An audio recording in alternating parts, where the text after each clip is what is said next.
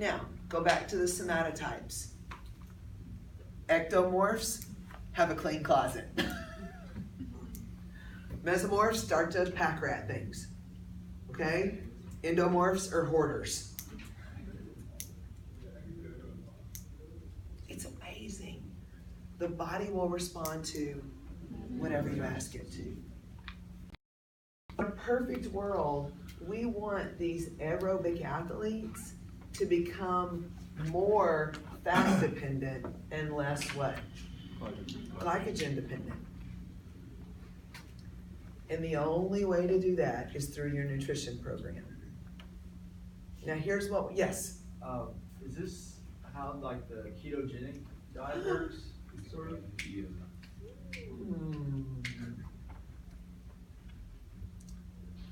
that on the lines? Bingo. Okay. Okay, hey, on the video, the question was, is this how a low carb or ketogenic diet starts to change the body? Yes. A higher fat, lower carbohydrate diet simulates lipase. Jump on board, we're about to release the grease. Y'all understand the analogy of the grease and the fat? It's a clean burning fuel. You never run out of it. And as you decrease your adipose tissue, okay, while you're burning a clean burning fuel, guess how you feel? Fabulous. I am a little biased to this. And I don't hide that I'm biased to this. I've used myself and many people as a great science experiment. You guys, for the longest time, I thought that glycogen was the only way because that's what I had been taught. Okay? I was an endurance athlete that was running off of glycogen. Think about this. This is insanity. I was a marathoner that was following the rules of glycogen, that while I was running a 3.5 hour event, was consistently replenishing glycogen because I didn't want to run out. Guess what? When you replenish glycogen, you're putting stuff into your GI tract, okay? I don't need junk in my GI tract while I'm trying to do one other thing. I need my GI tract to just be my GI tract while I'm using all this skeletal muscle. Yes, we see endurance athletes, and guys, you've seen it on cycling events, you've seen it on running events. You know, Roxana mentioned a track. Your body does not want GI distress.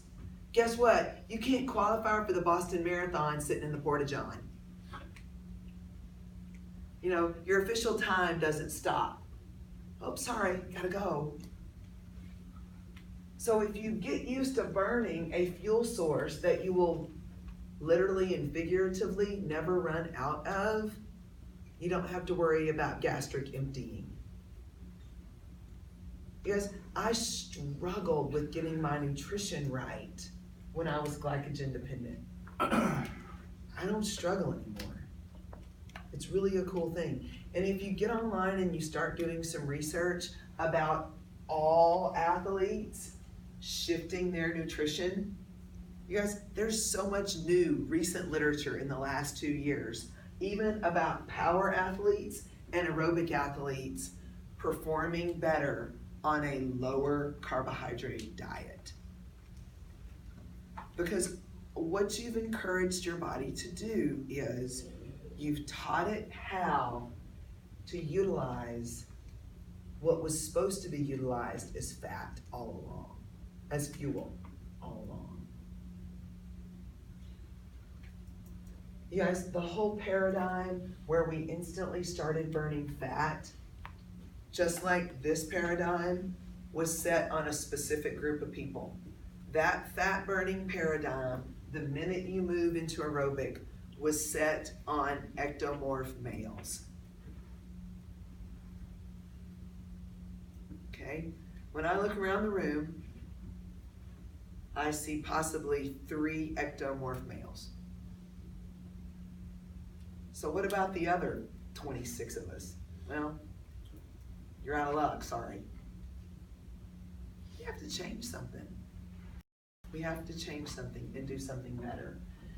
Here's what we know. Even consuming really low carb, or even possibly keto, I hate to go too crazy officially, even being pretty low carb, you're still loading your muscle glycogen. You're just not pack ratting that liver completely full of glycogen. So you still have plenty of muscle glycogen available for all of this. You've just become more efficient at developing a better backup plan. A backup plan is always a good thing. And this hormone-sensitive enzyme, lipase, is what the balancing equation is to all of this. It's a beautiful thing. Now, it does mention muscle or protein or what we call fat oxidation in your book. That's really never what we want, because there's these three things called the branched chain amino acids. You guys, those are valine, leucine, and isoleucine. Now, what we know is those branched chain amino acids, okay, go like this for me. You can get in the video. Can you see us? Yeah. Okay.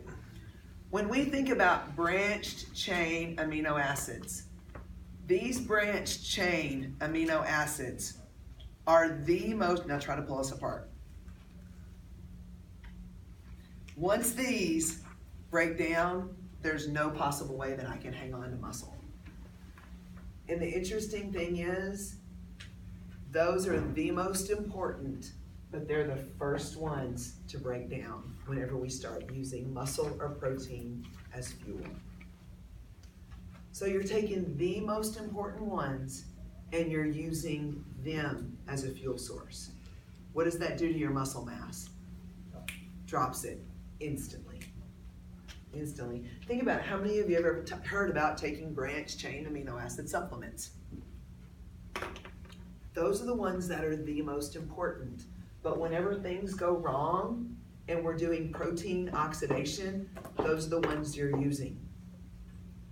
Body's amazing. It is so, so, so amazing. Raise your hand if any of that's making sense. Raising your hand if you're having a new thought about some things. Man, I love it when I have a new thought. Okay? Because remember, it's better to over-rotate. It's better to under-rotate a triple than land a double perfectly. Okay? Attempt to triple. Attempt to triple. Attempt to do things different. Attempt to do something different instead of doing the same thing.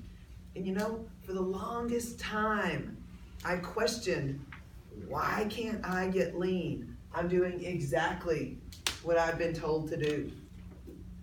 I thought that I was the problem. It's crazy.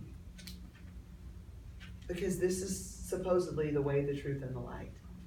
Yes, when something's not working, change it. Okay? If your nutrition program isn't improving your health, your wellness, your well-being, what should you do? Change it. If your workout's not changing you, change it. But change is hard.